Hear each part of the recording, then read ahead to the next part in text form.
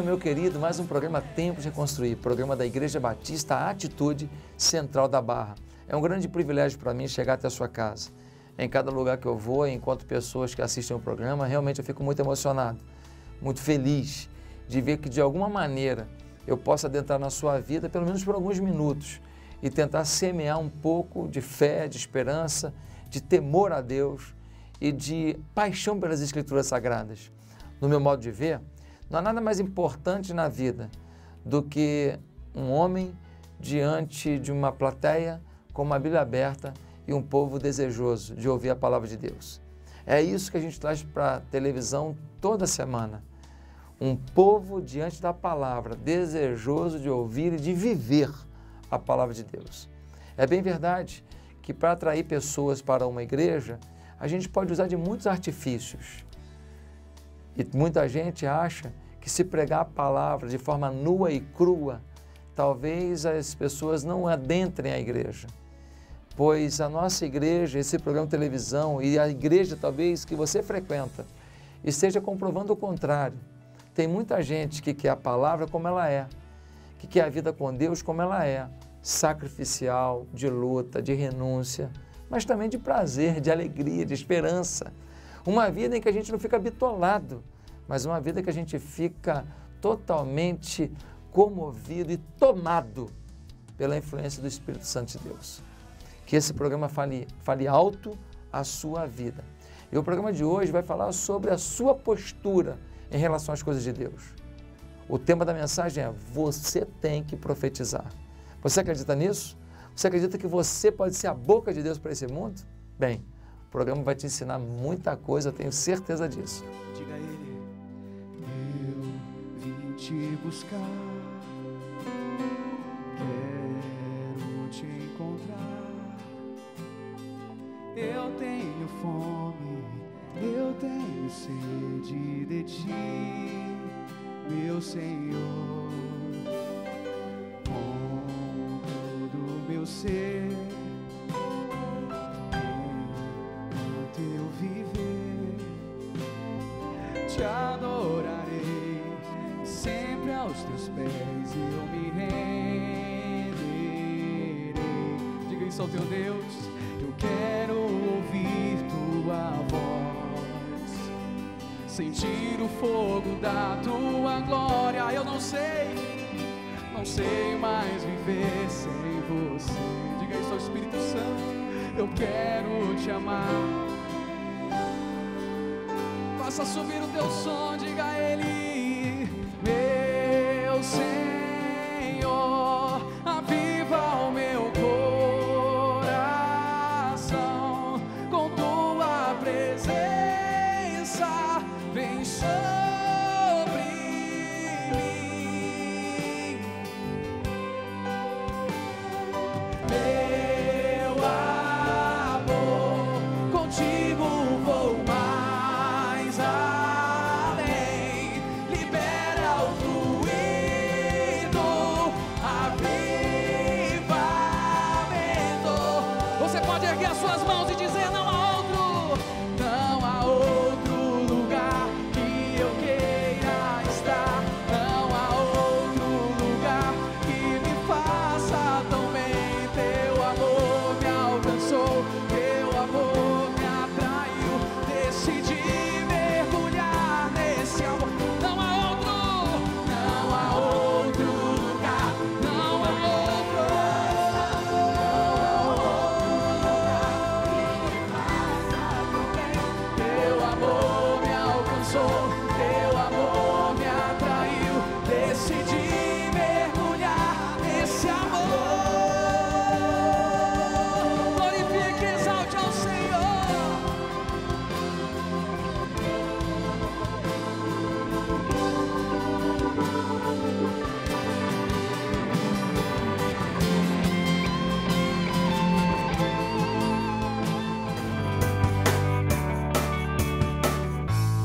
Meus amados, gostaria que os irmãos, nesse momento, na presença do Deus vivo, a gente abrisse a nossa Bíblia em Ezequiel, capítulo 37. Eu quero ler um texto muito conhecido, Mas talvez eu diga algumas coisas que você ainda não tenha pensado. Ezequiel capítulo 37, o vale dos ossos secos. A mão do Senhor estava sobre mim, e por seu espírito ele me levou a um vale cheio de ossos. Ele me levou de um lado para outro, e pude ver que era enorme o número de ossos no vale, e que os ossos estavam muito secos. Ele me perguntou: filho do homem, estes ossos poderão tornar a viver? Eu respondi: ó soberano Senhor, só tu sabes. Então ele me disse: profetize a estes ossos e diga-lhes: ossos secos, ouçam a palavra do Senhor. Assim diz o soberano, o Senhor, a estes ossos: farei um espírito entrar em vocês e vocês terão vida. Porei tendões em vocês e farei aparecer carne sobre vocês, e os cobrirei com pele, porém um espírito em vocês, e vocês terão vida. Então vocês saberão que eu sou o Senhor. E eu profetizei conforme a ordem recebida. Enquanto profetizava, houve um barulho, um som de chocalho, e os ossos se juntaram, osso com osso. Olhei, e os ossos foram cobertos de tendões e de carne, e depois de pele, mas não havia espírito neles. A seguir, ele me disse: profetize ao Espírito, profetize, filho do homem, e diga-lhe: assim diz o soberano, o Senhor, venha desde os quatro ventos, ó Espírito, e sopre dentro destes mortos para que vivam. Profetizei conforme a ordem recebida, e o Espírito entrou neles. Eles receberam vida e se puseram em pé. Era um exército enorme. Então ele me disse: filho do homem, estes ossos são toda a nação de Israel. Eles dizem: nossos ossos se secaram e nossa esperança desvaneceu-se, foram exterminados. Por isso profetize e diga-lhes: assim diz o soberano, o Senhor: ó meu povo, vou abrir os meus túmulos e fazê-los sair. Trarei vocês de volta para a terra de Israel. E quando eu abrir os seus túmulos e os fizer sair, vocês, meu povo, saberão que eu sou o Senhor. Porei o meu espírito em vocês e vocês viverão, e eu os estabelecerei em sua própria terra. Então vocês saberão que eu, o Senhor, falei e fiz. Palavra do Senhor. Que Deus nos revele a sua palavra, amém? Querido, qual é o contexto aqui?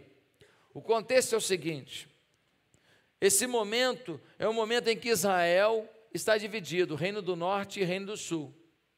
O Reino do Norte, que era chamado de Israel, e o Reino do Sul, que era chamado de Judá. O Reino do Norte já está no exílio. A Assíria invadiu e levou esse povo todo como cativos, como escravos. Mas Judá ainda estava sozinha, tranquila. Mas aí veio a Babilônia. E a Babilônia veio e também tomou a terra de Judá, onde fica Jerusalém, e pegou aquele povo e levou para o cativeiro babilônico. É nesse contexto que surge um profeta chamado Ezequiel. E o Ezequiel está profetizando, ele está anunciando as verdades de Deus lá no meio do cativeiro, lá no meio da desilusão, lá no meio da desolação, lá no meio da desesperança, porque não tem coisa pior para um povo do que estar subjugado, escravizado diante de outro povo. Você não tem esperança de eleger alguém, você não tem esperança de empreender alguma coisa, de montar um negócio, acabou essa esperança. Meus amados irmãos, é nesse contexto complicado que Deus dá uma visão a Ezequiel. E essa visão está relatada aqui no capítulo 37. E qual é a visão? A visão, ele passa, ele sobrevoa um campo, ele vai de um lado a outro de um campo, e ele vê osso espalhado para tudo quanto é lado, e com detalhe, o osso está sequíssimo, diz a Bíblia. E quando você passa por um lugar cheio de osso seco, você tem um sentimento de morte, óbvio, morte. Você não vai pensar em vida, em sucesso, em empreendimento. Olha que lugar legal para montar aqui Nossa, esse pessoal vai comprar tudo aqui, vou montar aqui uma sapataria, vou montar aqui uma padaria. Nossa, eu vou vender, vou ficar rico aqui. Lugar de morte, cemitério. É nesse ambiente que Deus fala para ele assim: profetiza aos ossos. Diz que o Senhor mandou que eles se levantem. Ele fala para Deus: tá bom, vou fazer. E faz. Os ossos se montam. E ele fala: eles têm agora carne, tendão, nervo. Os ossos se montam e recebem carne, tendão, nervo. Agora tem pessoas. Aí Deus fala assim: está completo o trabalho? Ele falou: parece que sim. Não, eles não têm ainda o Espírito. Eles são pessoas que vão ficar andando por aí, fazendo as coisas do jeito deles. Eles não têm ainda o Espírito. Então sopra o Espírito sobre eles. Aí agora ele profetiza o Espírito sobre eles. Vem o vento do Espírito Santo, sopra sobre eles. Eles passam a ter uma vida em Deus. O interessante dessa visão é que quando ele mostra o Vale dos Ossos Secos para Ezequiel, ele faz uma pergunta. E essa pergunta está muito clara. No versículo 3, diz assim: Filho do homem, esses ossos poderão tornar a viver? Essa coisa seca pode viver? Qual foi a resposta dele? Versículo 4. Então ele me disse, versículo 3 ainda. Eu respondi: ó soberano Senhor, só tu sabes. Deus pergunta para ele: esses ossos podem viver? Ele devolve a pergunta, fala: o senhor que sabe. O senhor que sabe. O senhor que pode. O senhor que pode agir. Eu estou por fora. Que pergunta é essa, Senhor? Às vezes, o Senhor nos pergunta algumas coisas e a gente fala: o senhor que sabe. Se o senhor quiser fazer, e a gente se isenta de participar do processo. Aí o Senhor fala para ele assim: camarada, não é para tirar o time de campo. Estou perguntando para você se você acredita, porque a reconstituição desses ossos em vida, a reconstituição dessa coisa seca em algo irrigado, algo com fluir do sangue, algo novo, depende de você. Aí o Espírito Santo de Deus fala para ele assim: profetiza, declara. O que a Bíblia está dizendo, queridos? Está dizendo uma lição profunda. É que o mundo está seco, as famílias estão secas, a relação de pais e filhos está seca, mas que Deus não vai fazer nada se você não profetizar. Você é a alavanca de Deus para as coisas acontecerem. Você é o profeta de Deus para esse tempo. Você chama a existência as coisas que ainda são impensadas, as coisas que parecem inacreditáveis, impossíveis. Você materializa um sonho quando você profetiza. Ele está dizendo: olha aqui, ó, o osso pode voltar a ter vida. Ele falou: você que sabe. Ele falou: eu que sei não, profetiza. Profetiza, faz a tua parte, declara pela fé, participa desse sonho, que aí sim eu entro em ação. Aí sim o meu espírito faz o que você não pode fazer. Aí sim o meu espírito vai empreender o que você não pode empreender. Será que você está vendo sequidão na sua vida?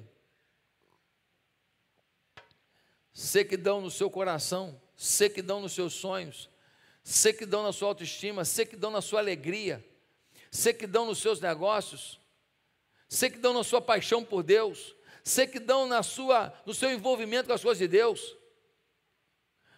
Pastor, ora por mim para Deus agir. Querido, hoje eu queria falar que Deus não vai agir se você não for o profeta de Deus. E o título da mensagem de hoje é você que tem que profetizar. O título da mensagem é você que tem que profetizar. Você é a boca de Deus. Esse texto nos mostra claramente que mesmo com tudo morto, se nós estamos em Deus e profetizamos, podemos ver o que estava morto, seco, passar a ter vida e virar um grande exército. No versículo 11, Deus explica para ele que visão foi essa, e vai dizer para ele no versículo 11 assim: então ele me disse, filho do homem, esses ossos são toda a nação de Israel. Eles dizem, nossos ossos se secaram e nossa esperança desvaneceu-se, fomos exterminados. Eu queria te perguntar uma coisa: será que essa profecia não se aplica para a nossa cidade? Será que essa profecia não se aplica para o nosso país?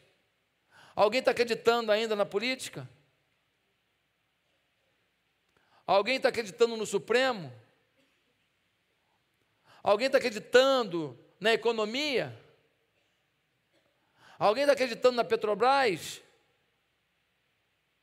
Naquelas ações que você lutou, pegou a sua aposentadoria e comprou porque era a empresa que mais crescia, e agora você perdeu tudo de uma vez só? Mas estão falando que é bom manter para recuperar. Tomara, mas quando? Qual a garantia? Será que o nosso povo não está seco? Olha aqui, nós não estamos no Rio de Janeiro à toa não. Nós estamos aqui porque o Senhor nos colocou aqui para profetizar. Está cheio de osso seco na nossa casa, está cheio de osso seco na nossa vida, está cheio de osso seco na nossa família, está cheio de osso seco na nossa vizinhança, no nosso prédio, mas nós somos os profetas de Deus. Somos nós que temos que fazer osso virar carne, e a carne tem espírito. Meus amados irmãos, eu fui pregar no Projeto Vida Nova de Irajá, quarta-feira, e a equipe de louvor da igreja foi lá para lançar o CD.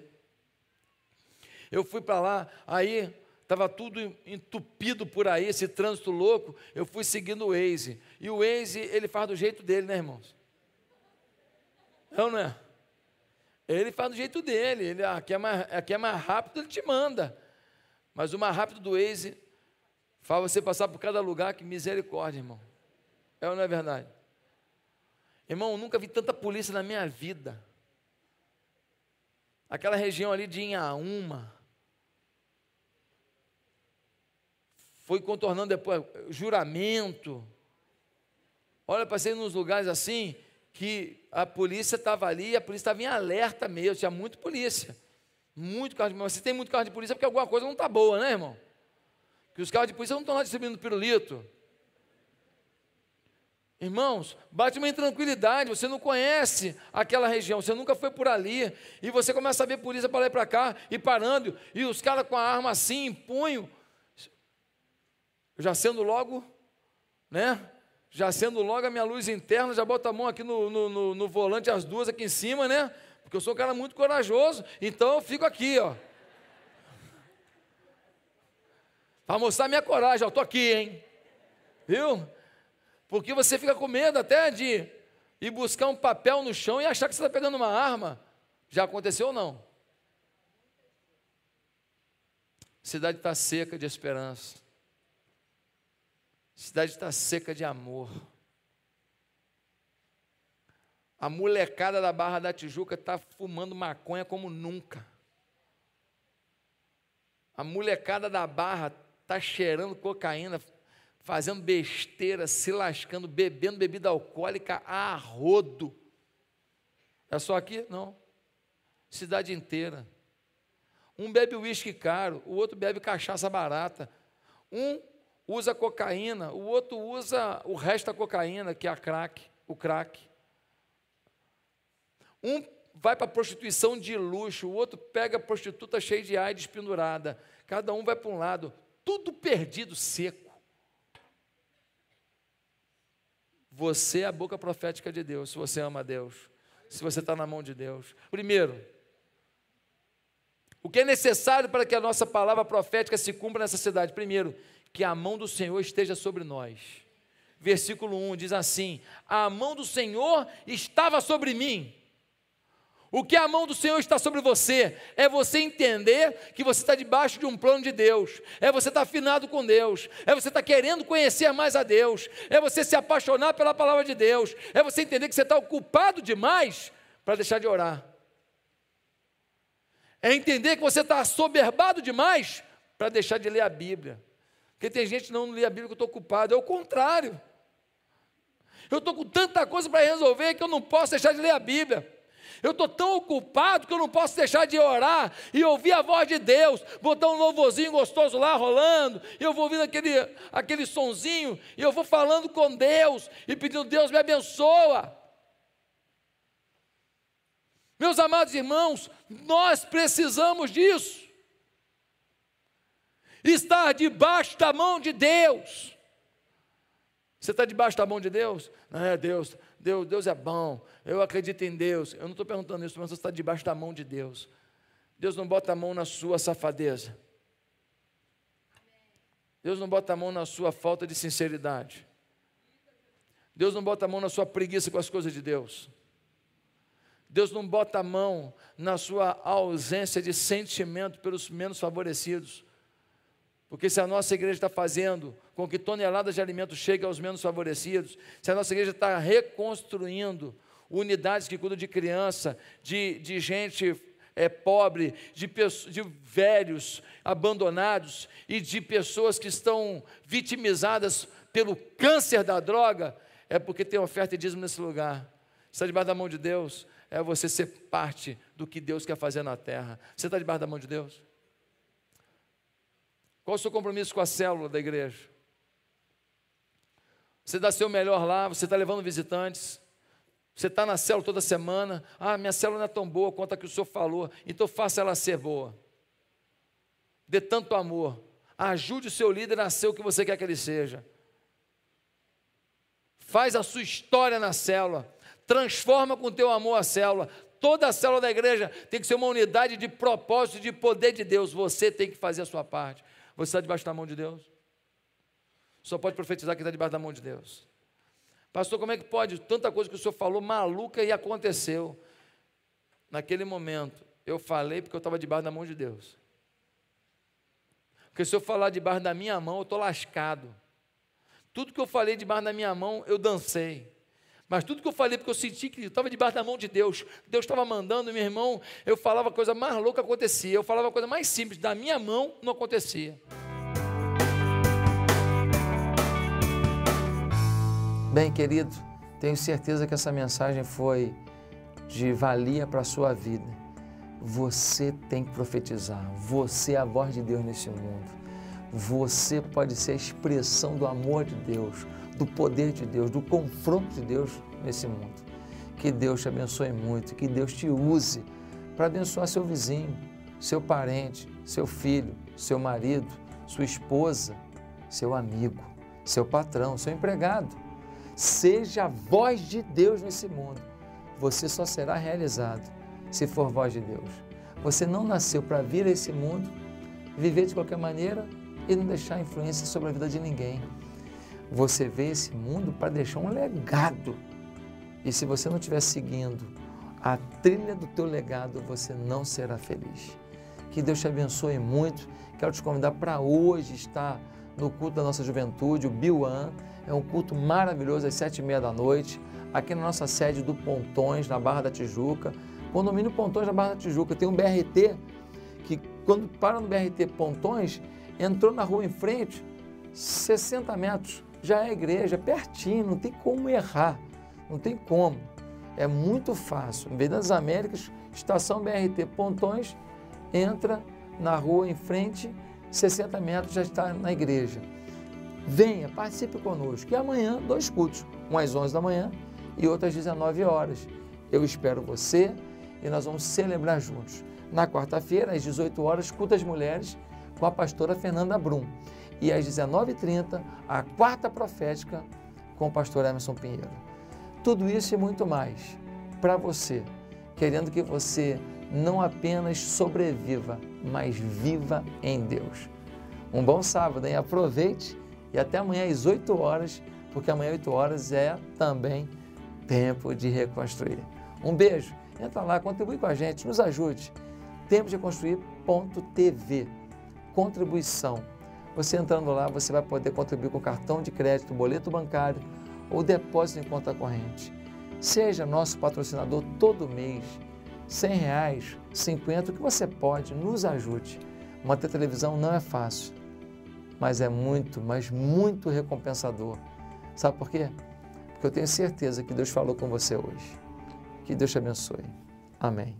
A minha família, meu Deus, é de